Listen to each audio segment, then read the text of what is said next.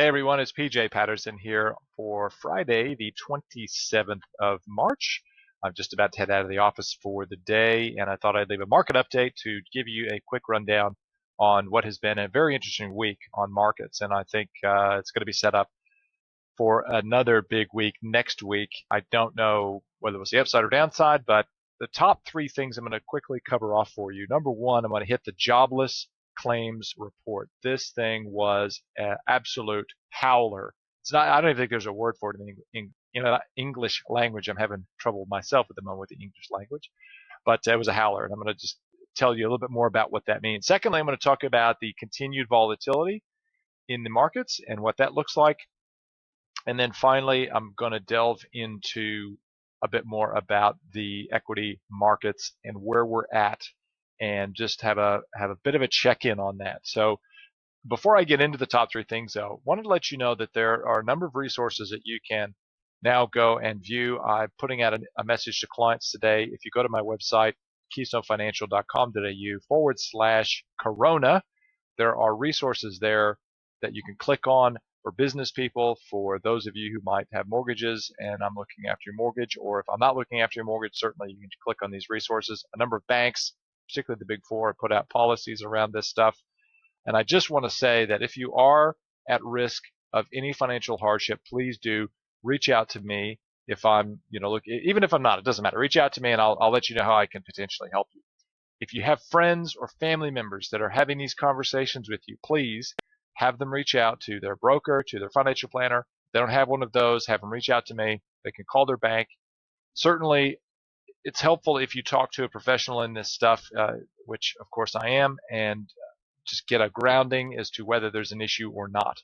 I know a number of you have started to ask me questions as well about income protection insurance, and I just quickly wanted to mention to you that income protection insurance doesn't cover you for a job loss due to something like being put off, retrenched, or otherwise let go.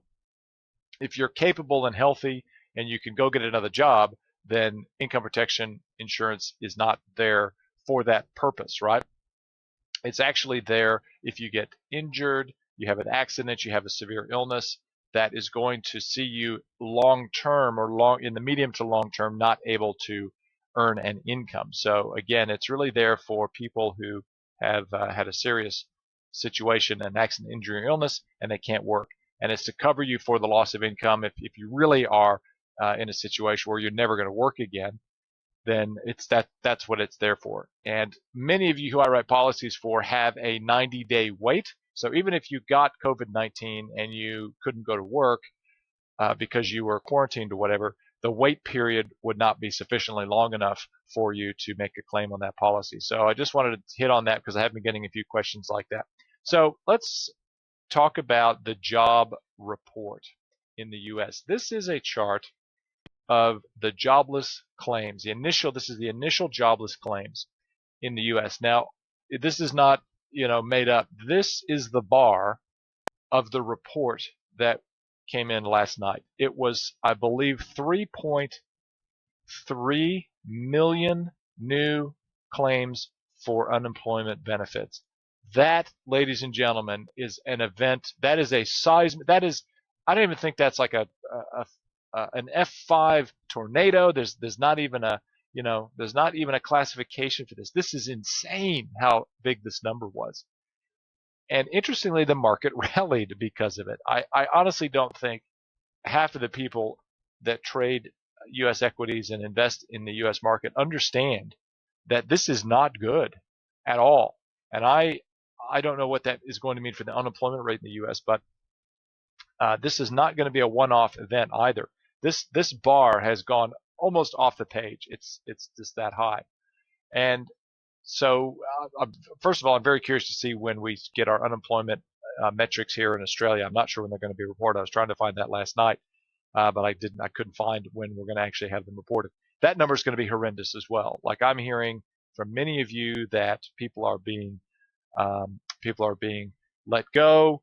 They are having their wages cut or asked to, take, go down to 4 days a week, something like that. And of course, we're just not anecdotal. It's not even anecdotal. We're actually seeing it being reported in the media. All the big businesses that are closing down. People are now stressing about having to pay rent, commercial rents and so forth. This is bad stuff. And the point of me showing you this chart is this is not a one-off, and it's going to flow through the economy slowly, right? It's not going to all just happen in a week, and then we go, yep, COVID virus, all sorted, we're done, we're back to full strength, we're going to get back to full manufacturing, full employment, all that stuff. No, that's not going to happen. So the stock market rally that we've seen, and actually I'll come to that in a minute. I will talk about the stock market rallies. So the stock market rallies that we have seen over the course of the last couple of days are completely and totally bear market rallies. I don't know what's causing them, except that, when you have a huge sell-off, you're going to get a relief rally. It's just mathematically, it's not possible to just continue straight down. You're going to have some bounces. And this is a chart of the German DAX. You can see that it's just gone off the cliff, but we've had some, moments of time when you've had a bit of a pop.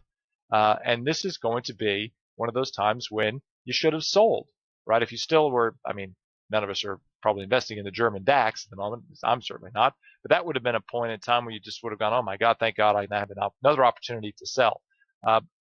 If I did do this for clients, which I don't, this is a time right now where I'd be short selling. I'd be selling these markets. I'd borrow the ETF stock and I'd sell it because it's going to continue cascading lower. South Korea, another great example. It had a bit of a pop there. It's going to roll over. Same with Tokyo, and I don't think I've got any other charts on stock exchanges there. But even looking at Australia today, I've got a chart here of the XAO.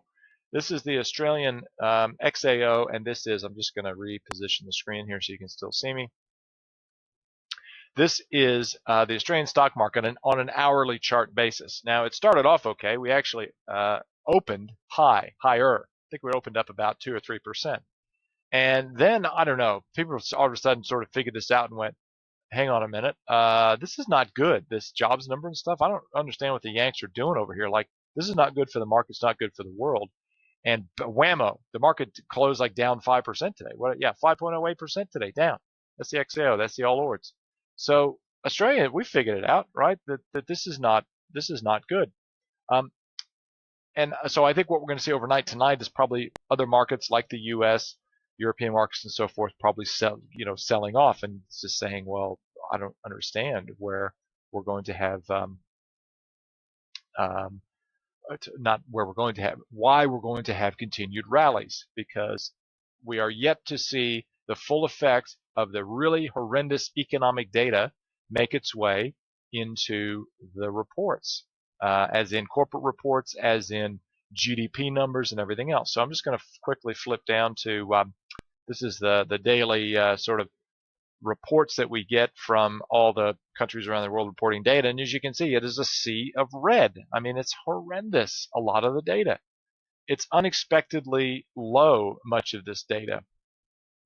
And that's why it's red.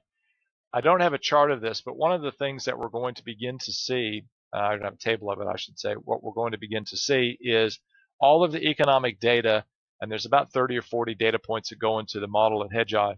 It's going to start getting reported. This is the jobless claims is one of the first that comes out. We're getting more data throughout the course of next week. It's all going to be bad. And all of a sudden, we may be looking at a GDP number in the U.S. for this quarter that we're in right now that could be minus 6, 7, 8%. Like, could you imagine that we're going to get negative GDP in that sort of range? That is unprecedented. So we may see that in Australia as well. I don't know. One thing I did want to touch on, though, that's interesting is this is the mortgage purchase index. So basically, this is not a mortgage purchase. This is a chart of an index that shows the week over week change in mortgage applications. So people applying for a mortgage in the U.S. I don't know if we have this data in Australia, but in the U.S. And as you can see, it has fallen off a cliff. All of a sudden, it's just gone negative 14%. Yeah. And And so, whoops, let's get back to that. And so what that means is that, sorry, I had someone at my door. I had to pause the thing real quick. And what that means is that all of a sudden people are not going to be buying houses, right? Because this is a situation that is unprecedented. First of all, people aren't going to be buying houses because they're losing their job, right? So when you're losing your job, when you have lost your job, you can't afford to buy a house. And many people are going to lose their houses because they can't afford to keep them. So anyway, I guess I'm saying, and I'm not trying to be a a perma bear, but I want to inject a little dose of reality into this situation, which is not to get caught up in the stock markets rallying because we are still in deep trouble. Now, this is the S&P 500 yesterday. I'm just going to go back to a daily chart here because we've had a couple of days of rallies here, and as you can quite clearly see on this chart, it's cascaded lower. This is the S&P 500 index. It's cascaded lower. We've had the intermittent rally in there, and people have all of a sudden gone, this is not good, and sold it off hard. I think we're looking at that any day now. We're going to see it sell off hard. And part of what tells me this, guys, I'm not just making this stuff up, like looking at a chart going, yeah, it kind of feels like this could happen. No, no, no, no. We're looking at things like volatility. So if you look at the VIX volatility, we are still in, and you guys know this now, right? We're still in the regime of volatility that makes the market uninvestable. Makes the market uninvestable. So just to remind you of what that looks like is the volatility buckets. There's three of them, really. There's probably a fourth one, and that's the one that is just ridiculously insane, can't invest in. But the first regime of volatility is 9 to about 15, 16. That's the kind of market we want. That's the kind of market we had even a month and a half ago. It was tailing along nicely. Everything was sort of hunky-dory. Everybody was fairly happy making money and just trending higher. Then you've got another regime of volatility, which we shifted to fairly quickly. We actually blew through it really fast, which is sort of an 18 to 25 range volatility. So if you think about, this is back on the 21st of Feb, vol was at, I'm just going to hide this, vol was at in the range of what, 16 to 18 on the day. And then all of a sudden, bang, like see this right here that I'm highlighting? Bang, we went from, from 18 to 20, 25 to 27, and then it just careened upwards from there. So we are still in a vol. So sorry, that's vol regime number 2, which is sort of a choppy trade environment. But we blew through that so fast that we didn't even get that. And the next vol regime is the vol that is 31 or higher. And when it's that high, the market is uninvestable. So we are at a vol regime now, still in the 60s. And the risk range for this is still showing that vol could go much higher and could be up in the 80s and 90s before this is all said and done. So believe me when I say this, I am not sticking a toe in the water to do anything around investing at this point. So and other volatility measures of other indexes are exactly the same. So this is the NASDAQ volatility. It kind of looks like it's coming down, right? But any minute now we're going to see, most likely we'll see another spike in that. And this will probably coincide when corporate earnings and things like that come around. So I think I've covered off the top 3 things for you there. I guess to summarize this for this week, we've had an interesting week because, of course, the U.S., I'm just going to flick back to this now. The U.S. has come out and said, we're going to print money with no limit, so QE to infinity. We've got a $2 trillion spending plan or rescue package that we're going to roll out. And other countries around the world are beginning to follow suit on this. What could possibly go wrong with that, right? What could possibly go wrong? Well, I can tell you what will go wrong. And all you have to do is look at a country like Japan. Japan has been doing this similar sort of thing for the last 10 years. And Japan is nowheresville at the moment. Their economy is still mired in stagnation. The country's economic, I mean, they're still one of the largest economies in the world, but they're still economically, they're quite weak. Their interest rates have been 0 or near 0 forever. And their stock market has kind of just floundered around and not done a whole lot. So it's not I guess what I'm saying there is quantitative easing and printing all this money is not the answer. Letting the system cleanse, having the reset button, letting industries fail, go bankrupt, restructure, do all of that, get rid of some debt, these sorts of things. That's ultimately what we need around the world. And it also, I guess, doesn't help that we have the coronavirus, which is causing us to be shut down economically. So I'll close on this thought.